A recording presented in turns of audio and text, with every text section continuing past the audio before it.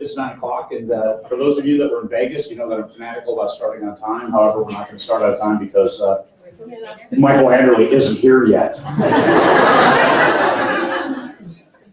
Yeah, he is only staying in this hotel because so he could make it on time. Anybody know any good jokes? It's not a joke, but where's Michael Cooper? He was outside just a moment ago. Okay. We have an announcement.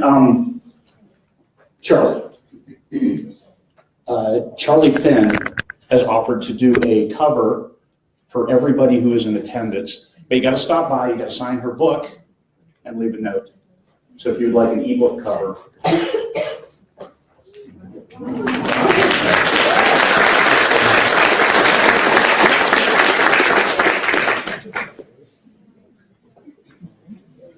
How y'all doing this morning?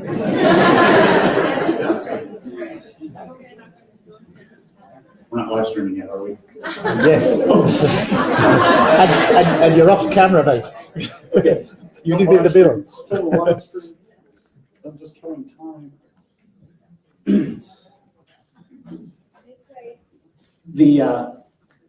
I guess we can start. I'll make it work. No, he might be in the middle of something important.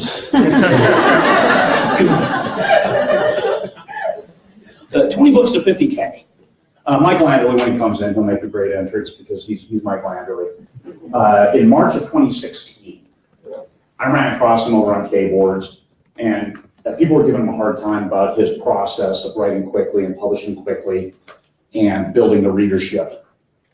So he started a group called 20 Books to 50K based on a very simple premise that you could live well in Cabo for $35,000 a year.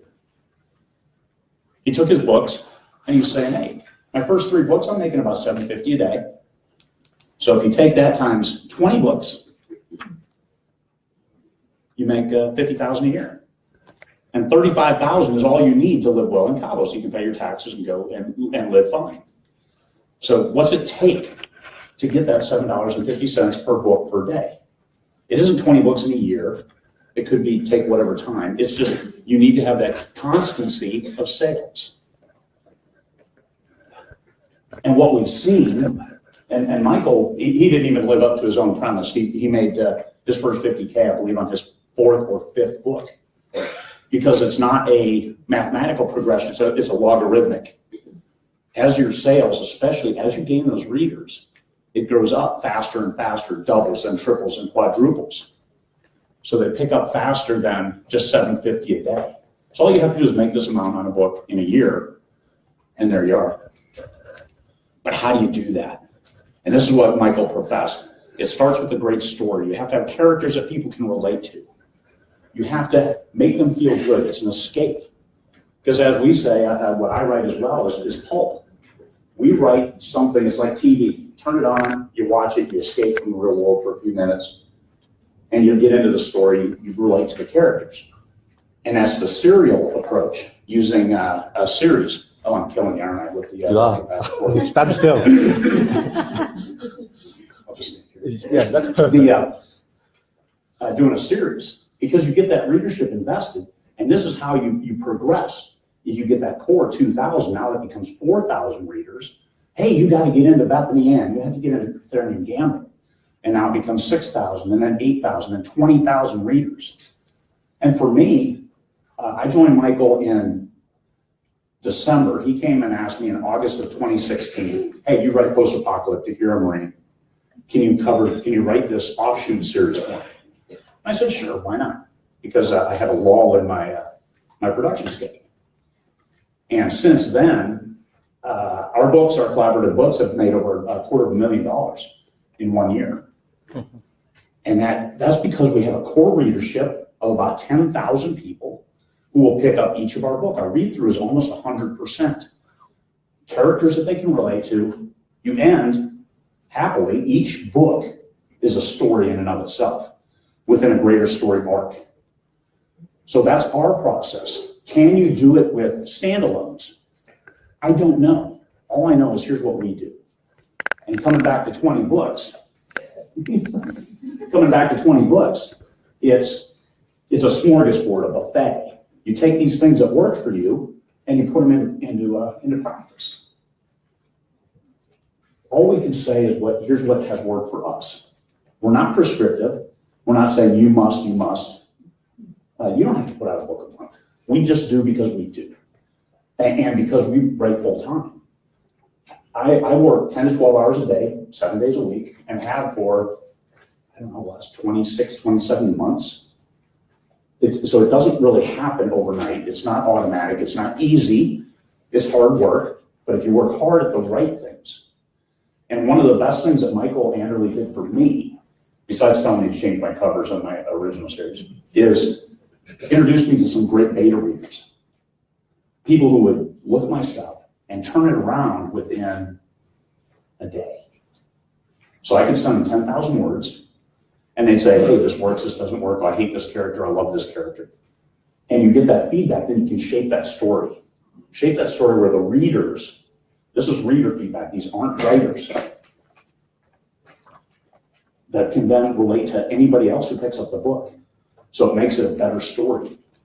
And that feedback, you can't beat that. Oh, you're right there. Eric has been great for us too as well. Just read that story and say, hey, this works, this doesn't work, this isn't, the name's wrong. In the series that I wrote with Michael, the Terry Henry Walton Chronicles, in the first book, I said, hey, I need names for 4 werewolves. Michael sent me 4 names. In book 2 through book 10, I changed one of the names inadvertently. And we discovered that in book 6, when finally the audiobooks were trailing behind us, right? And somebody said, hey, I'm listening to the audiobooks. I'm just listening to them one after the other. And Simmons, he's now Timmons. and I said, hey, Michael.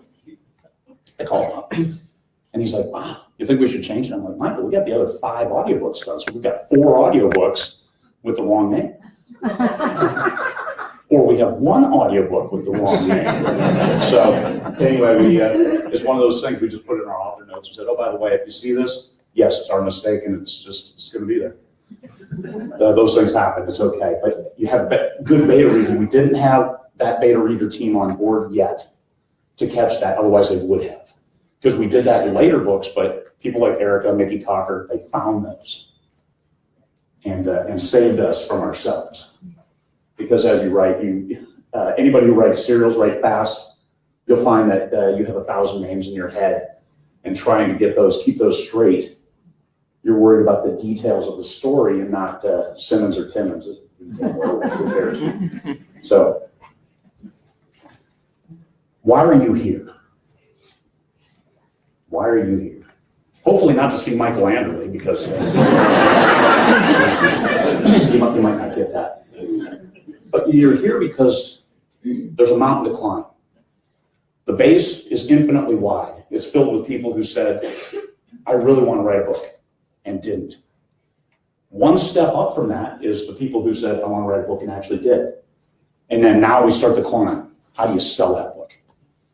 Because once you write the book, you find out that's the hardest thing you're ever going to do, writing a book. Until you've written it, and then you find out it's only half the battle. Because now, as soon as you put that book up for sale on Amazon or wherever. Then step over that. You're off. Okay, that's your line.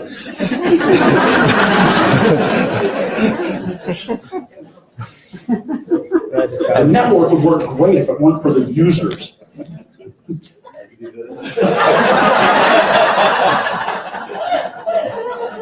It's good.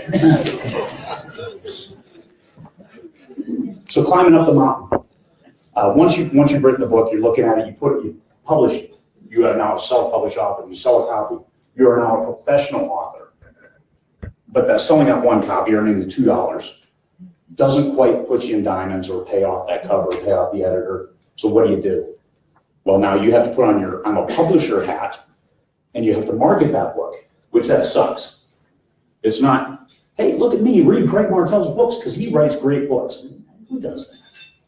Because it's not how we are. But you have to put on that other hat and say, what does it take to sell this product? Yeah, your baby that you spent a year, 2 years writing. is now a product. And that's kind of hard to fathom, but you have to change that mindset.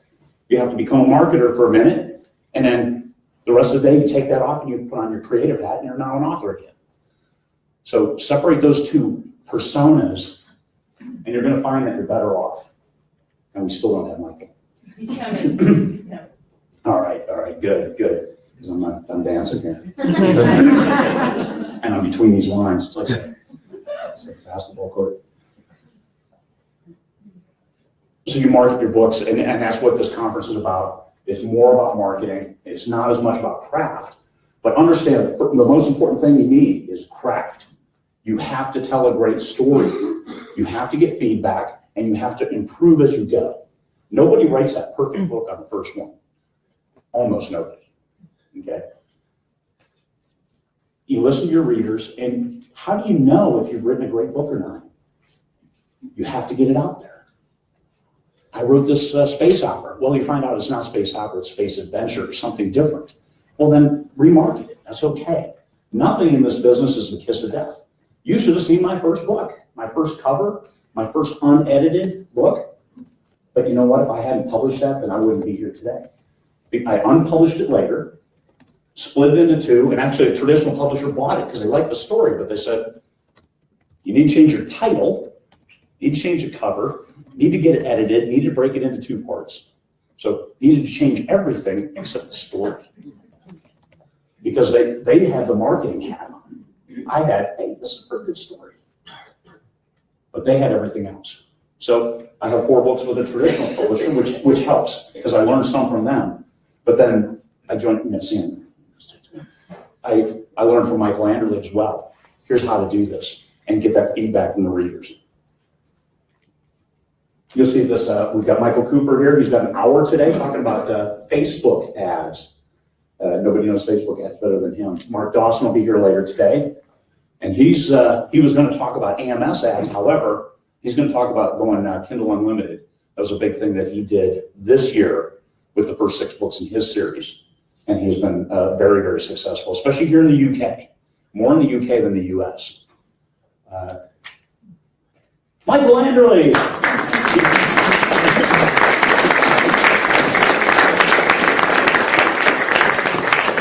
Oh, you're not up yet.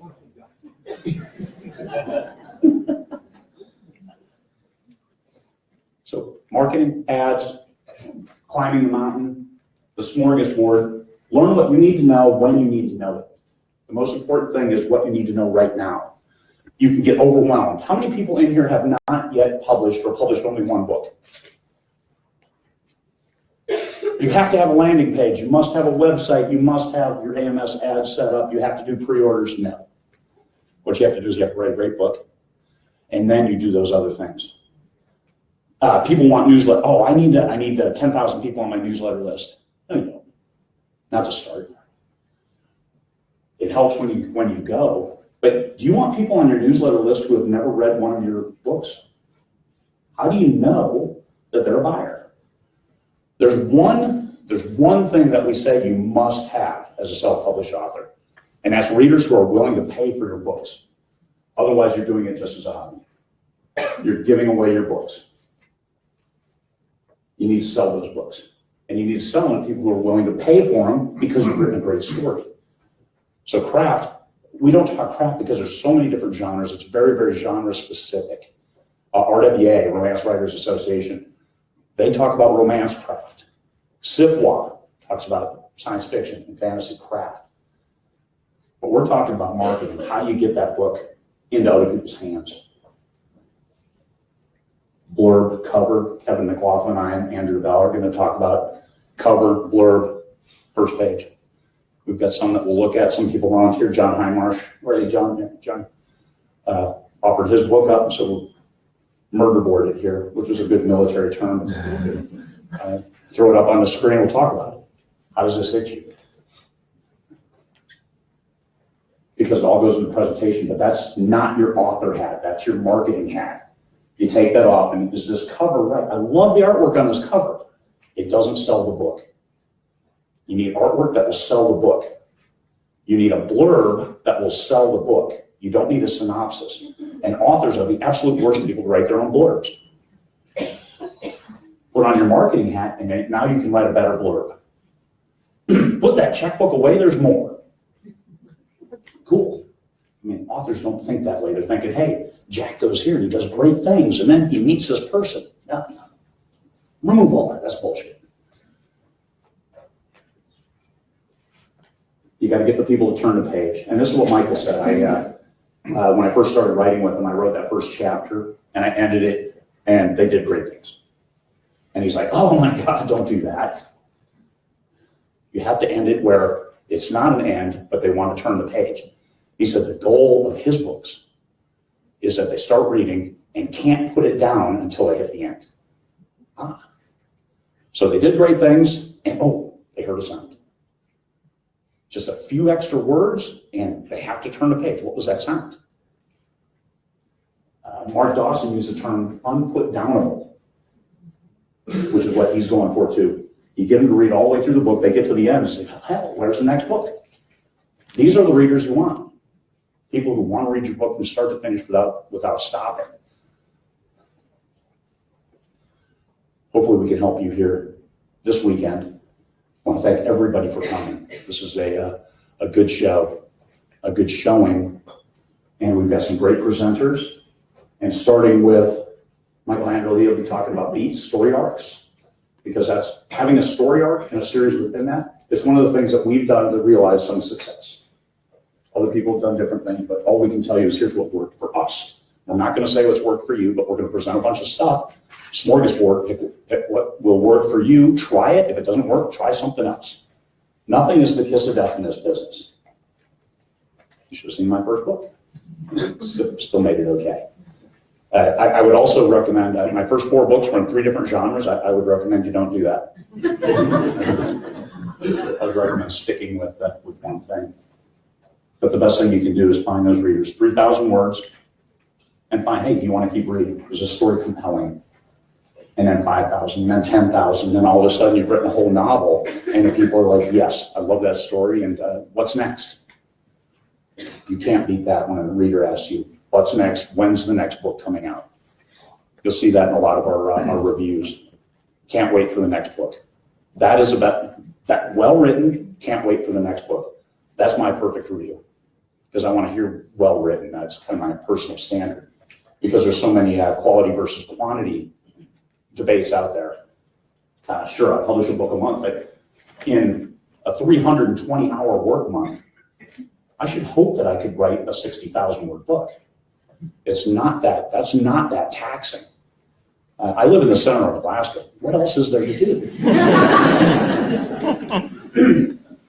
So I write that book. And streamlining, as a business consultant, streamlining the process after writing the book. I have an editor on salary. I have a formatter on salary in order to streamline this process. I have the best beta readers in the world. They will turn around a book in 1 day. So I will send them, I used to send them the unedited version, but then I was editing twice. So now I get it to my editor. She'll get it back to me within 5-6 days. The beta readers will do it in a day. So from when I type the end, I can publish 7 days later. I edit as I go. So when I type the end, usually I'll read that last bit and then shoot to my editor. Just because I've read everything else in bits and pieces. I'll reread what I wrote the day before and then go from there. And then start reread and go from there. And that works for me. After a couple million words, your first draft gets better. Understand, it's running a marathon. The first time you strap on the tennis shoes, you're not going to run a marathon. But after running 10 or 20 marathons, guess what? It's easier. It's easier. And it gets better. And you know yourself. So without further ado, let me hand it over to the first presentation. And if you want to stop the live stream and then start again to make it easier to archive, because people